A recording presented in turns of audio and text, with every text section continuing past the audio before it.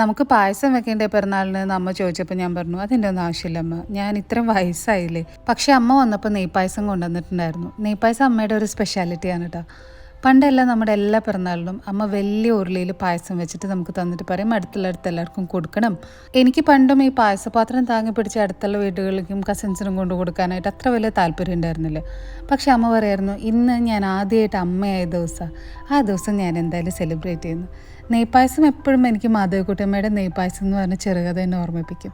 ശരിക്കും എല്ലാ അമ്മമാരും അങ്ങനെ തന്നെയല്ലേ. ഇപ്പം ഞാൻ അമ്മയെ കഴിഞ്ഞപ്പോൾ അതിൻ്റെ വാല്യൂ ഒക്കെ എനിക്ക് കുറച്ചുകൂടെ മനസ്സിലാവണം.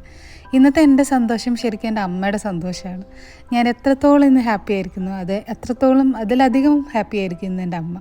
പിന്നെ ഇത് കൺമണിയുടെ ഹാപ്പിനെസ്സിന് വേണ്ടിയിട്ടാണ്. അവൾക്ക് കുറേ കാലം നെയിൽ എക്സ്റ്റൻഷൻ പ്ലാൻ. അമ്മ എൻ്റെ അടുത്ത് പറഞ്ഞു നീ ഷുഗറിൽ എൻ്റെ കൂടെ വാ, നിനക്ക് എന്ത് വേണമെങ്കിൽ വാങ്ങിച്ചു തരാമെന്ന്.